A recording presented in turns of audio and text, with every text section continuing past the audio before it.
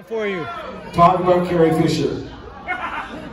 Listen, that was devastating. I don't know what level you took it at, but I mean, to me, my wife came into the bedroom.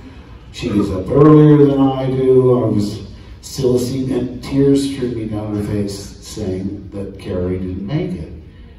And it forever altered, you know, how I reacted to Star Wars in general. The heart was gone. It was just, I don't talk about it because I don't like reliving it. She was so much fun. You always knew you were going to laugh and have a good time when you were around her. Unless she was manic depressed and then you'd flee her dressing room in a heartbeat. She wasn't easy, but she was unlike anyone I'd ever met. I remember we decided to have dinner together before we started working on the first one, just to get to know each other a little bit. And within 10 minutes, she's telling me these details about Debbie and Eddie, and so unvarnished. You're thinking, should I be hearing this? You know, details about Eddie's drug addiction, and oh, you don't want to know. Because, I mean, I said, this is the kind of thing you would share with somebody that you've known for 10 years. But she was completely unvarnished and you know, harrowingly candid. I remember, you know, after we finished filming, she said, oh, there's a birthday party at my house. Do you want to come? Now, see, I was in the middle of 7 kids to a military family, moved coast to coast to coast to coast, and finally my father got transferred to Japan, and I went through the last 2 years of high school at Yokohama High in Japan. And I never knew anyone famous. I didn't even know anybody who knew anyone famous. The next door neighbor was a baggage handler at San Diego Airport, and he told me the story that he returned Jerry Lewis's wallet that had fallen on the tarmac. And I was just mesmerized. Jerry Lewis exists in real life. I couldn't get my mind around it. And he gave you $50? This is in the early 60s. He must be so rich. But that was the only encounter I had with celebrity whatsoever. Well, I go over to Carrie's birthday party, and first of all, the driveway is filled with Maseratis and all these luxury cars. I go in, and pretty much everybody was the son or daughter of somebody famous. Dean Martin's kids were there, and you know, you name it. It was, you know, it's like that line from Sweet Charity. This place is so filled with celebrities. I'm the only one here I've never heard of. But I thought, it's a different life. She really is royalty. She's Hollywood royalty. She had an upbringing unlike anything I could relate to. But it just seemed right, because I went over to do that movie, and we went to North Africa first to do all the Tatooine scenes. So it was me, Sir Alec Guinness, Anthony Daniels, and Kenny Baker, and Uncle Owen and Aunt Beru, Phil Brown, and Sheila Fraser. And we shot there for 2.5 weeks or whatever it was. And then we came back to London to start the rest, to continue on. And first Harrison came over. Now, I had met him when I did the screen test. And I knew him from American Graffiti and The Conversation, the Francis Ford Coppola film. And, you know, he shows up and he's just, come on, too cool for school, right? And I immediately, I mean, I think George casts people that are so close to what he wants, he doesn't really have to, you know, deeply analyze and he doesn't want to hear backstory and motivation. That's not his thing. He comes alive in the editing room. But like I say, Harrison comes on, and I'm just like, instant, I just idolized him. I think he's so cool, he's so, you know, devil may care, doesn't give a heck. Hey, I don't work blue. I've said that before, you know, I say, may the force be with you. Unless you're MAGA, then you can go force yourself. Unless you're who? Can you go force yourself? I like that phrase because it sounds dirty, but it's not. And hey, I don't work blue. What about George Lucas? Oh, well, I was disappointed that he didn't direct. I didn't understand why he wasn't going to direct Empire Strikes Back, and you know, why would he do that? But what I didn't realize was he was setting up Lucasfilm. I mean, it was such an unexpected positive reaction. He went from 0 to 11 billion immediately. And we were lucky to have Irv Kershner. Now that was a director that wanted to talk about backstory. He's a real actor's director. And we should give him full credit because, you know, Empire immediately struck me as deeper, more cerebral. The introduction of Yoda was genius. And you could talk about spiritual things without making people uncomfortable, like they're talking about religion or anything. You could interpret it as deeply or as on a surface level as you wanted. So I was really impressed with the script to that. In fact, I remember when I read the third one, I thought, oh, I sort of was thinking the plot would be, because Luke, you know, he lost a hand, he has a black glove, he's now dressed in black, and as we all know, villains dressed in black, it's a rule.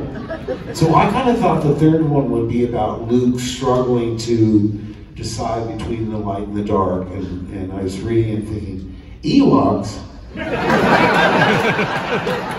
And I said to George, what, you're going after the teddy bear market now?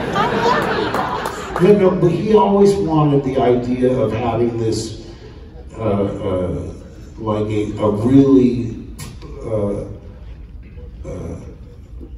primal, primitive culture going up against the high technology of the Empire.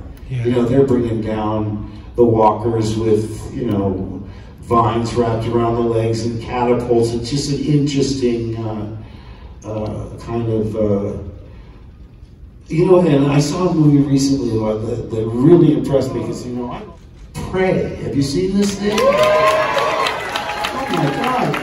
P-R-E-Y. You know, because I thought, you know, you kind of accept that once you have established whatever the premise is and what the characters are, it's all variations on the theme. By setting it 300 years in the past, where the predator is in this culture that is so primitive, you know, he's got like a wristwatch, he pushes a button and kills 12 people without even aiming.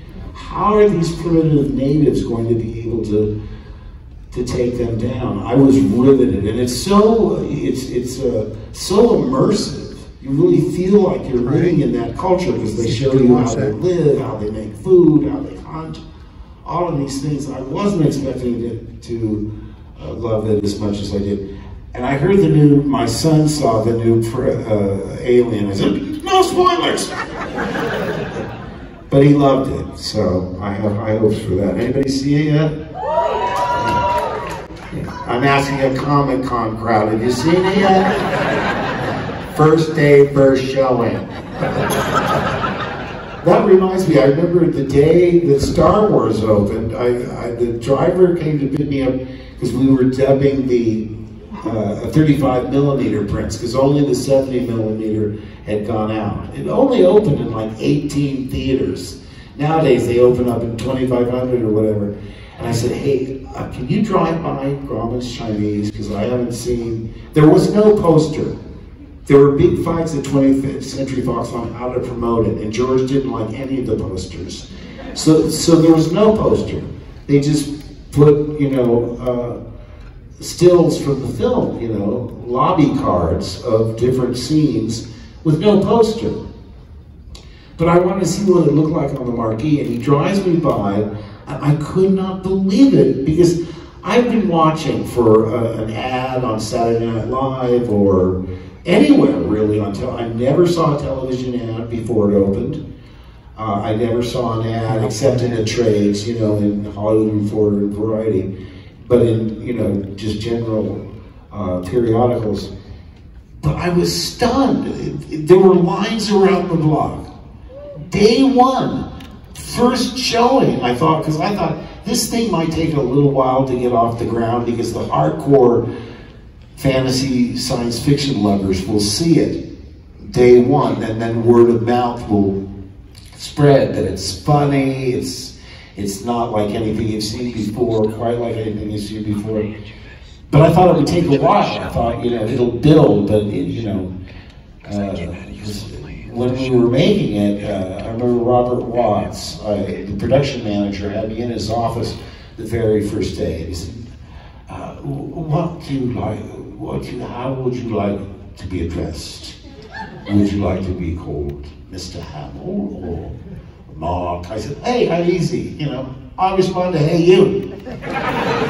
Do you know, to this day, he calls me, "Hey, you." Robert Watts, love him so much, and he's always called me, "Hey, you." And he said, "What do you think about this little enterprise we're about to embark upon?" And I remember saying, I said, "I think we're on a winner." Not many people had an impression. You know, we asked Carrie, "Hey, who knows?" But I had a friend, Jonathan Panera, who worked at the in the cinema department at the Los Angeles Museum, and I said, "You should look up the grosses for." You don't have to go back to silent films. Forget about Metropolis, from say King Kong on. Look up the grosses for fantasy films up until the present day. Because he had read the script. I read it the first time. I told this story before. I got the part, I hadn't read the script, I just read the scene I was in for the audition. So I never forget reading it for the first time. Because when I did the audition, I figured, well, Harrison's a leading man. I must be like his annoying sidekick. And at the title page of the script was, "The Adventures of Luke Starkiller, as taken from the Journal of the Wills, Saga #1, The Star Wars." And I'm thinking, wait a minute, I thought I was Luke in the idea. No, it must have been Harrison that was Luke. I'll just read it and see what my part is. But within, 20 pages, you realize, oh my God, I mean, this is a high school kid on this desert planet. That's gotta be me. So it's seen through my eyes, which is very unusual. The standard way would be to tell it through the eyes of a 35-year-old, scoundrel, pirate, smuggler guy. It just made more sense. So they already found how offbeat it already was. I also thought that it was effortless feminism to have the princess be far from a shrinking violet. She was like telling Darth Vader off to his face. She was not intimidated by Darth Vader in the slightest. I thought I recognized your foul stench. I mean, wow, pretty mouthy, huh? And when we rescued her, she made chumps out of Luke and Han. You call this a rescue? Give me that gun! And she made us look like, the Two Stooges. I mean, and I thought that's effortless feminism, because it's not apologetic, it's just showing a woman is as formidable as any man that's on the screen, for sure. And I said, so when Robert Watts, what do you think? I said, I think we're on a winner. I said, I'll make a prediction. this thing is going to make as much money or more than Planet of the Apes. I meant the original, not the one that was the remake, the one in the late 60s. So I said, if at the time, it costs around $8.5 million. So what you do is you double that and add half of that to know what your break-even mark is. So if it costs $10 million, after it makes 25, you're in profit. And I said, and we signed a contract that if the first one were successful, we'd do part 2 and 3. So I said, there's no doubt in my mind, we're gonna make all 3. I had no idea the extent. Oh, the girls are back. Is it time? Oh. Oh, they were sent out to wrap me up. Oh, well. May the force be with you all. Listen, I want to thank you all. I've said this many times, if it weren't for the fans, I wouldn't be here.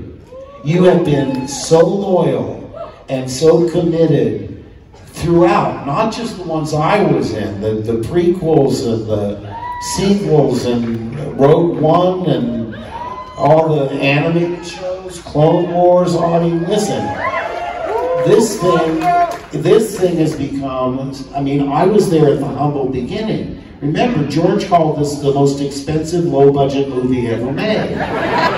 Because every penny had to show up on the screen. The only actors they had to pay real salaries to were Alec Guinness and Peter Cushing, because they were established actors. We all made it for, I think we all made $1,000 a week, is my memory. And I remember complaining to my agent, I said, oh, I'm making 10 grand on primetime TV shows. She said, hey, get a grip. It's George Lucas, it's Sir Alec Guinness, it's a feature film. Oh, yeah. And the truth of it is, I've never been motivated by money. I've always been motivated by the character and the property. You know, like I remember watching What We Do in the Shadows, and I said, I would pay to be on that show. And I had so much fun doing it. But again, I want to thank you all from the bottom of my heart. I can't be more sincere. I love you. Love you, Mark. You are part of the Star Wars family, and you always will be. So may the force be with you all. Always. And good night. Thank you so much. Thank you. Thank you all. Good night.